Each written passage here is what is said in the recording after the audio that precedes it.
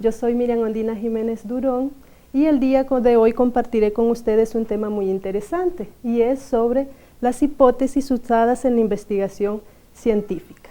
Cuando hablamos de hipótesis, siempre estarán en torno a algunas preguntas básicas que nosotros como investigadores nos hacemos al momento de plantearlas. Y estas son las siguientes. ¿Qué es una hipótesis? ¿Cómo surgen estas hipótesis? ¿Qué características tienen las hipótesis?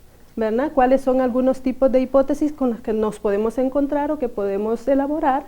¿Cuáles son las virtudes que pueden tener una hipótesis? Trataremos de dar respuesta a estas preguntas basándonos en los planteamientos de Quinn y William, así como también de Hernández-Sampieri y otros. Comenzamos con la primera pregunta. ¿Qué es una hipótesis? Según Hernández-Sampieri, son explicaciones tentativas de los fenómenos investigados, ¿verdad? Que se formulan como una proposición y son el centro, la médula o el eje del método deductivo cuantitativo.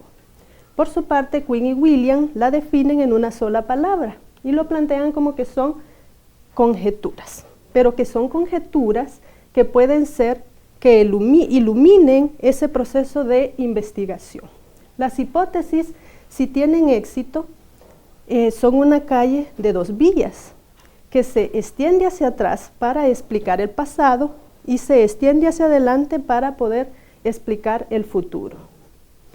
¿Cómo surgen estas hipótesis? Siempre nos hacemos esa pregunta y estas pueden surgir del planteamiento del problema, de la revisión de la literatura, así como también pueden surgir de la recolección de los datos, de los objetivos y de las preguntas de investigación.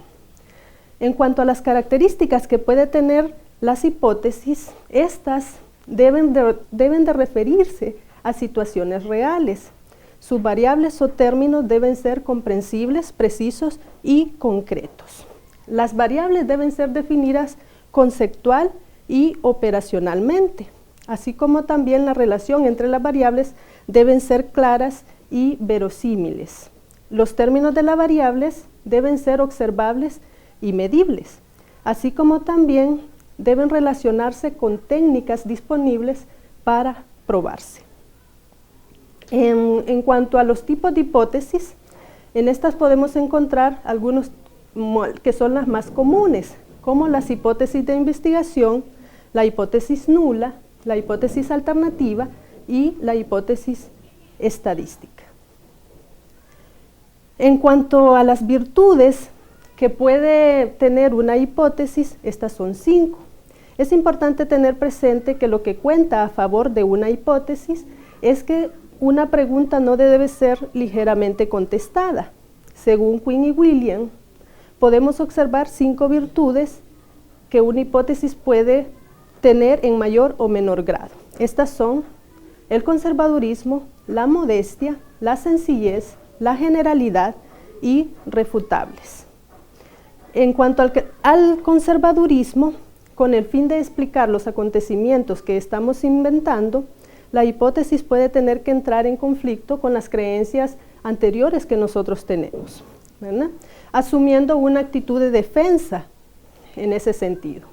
Por tanto, cuanto menos rechazo nosotros tengamos de las hipótesis, más plausible será. En cuanto a la modestia, una hipótesis es más modesta que otra si es más débil en un sentido lógico, si se da a entender por la otra sin que ello implique la misma hipótesis. Una hipótesis es más modesta que otra si es más monótona, es decir, si que está ocurriendo eventos de un tipo más habitual y familiar, por lo tanto es algo más que esperar. En cuanto a la sencillez, que es la tercera virtud, esta está referida a lo que es la simplicidad, que en la hipótesis no se deben añadir cosas más allá de lo que es necesario tomar en cuenta para la evidencia que se está trabajando.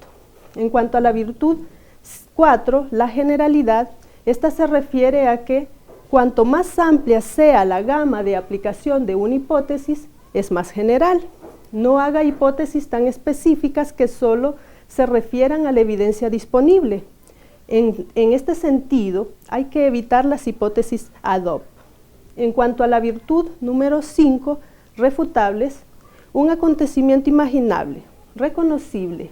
Si se produce, debe ser suficiente para refutar la hipótesis. De lo contrario, la hipótesis predice nada, se confirma por nada y nos confiere a nada en la tierra, más allá de tal vez una paz de la mente interior, que son erróneos, por cierto.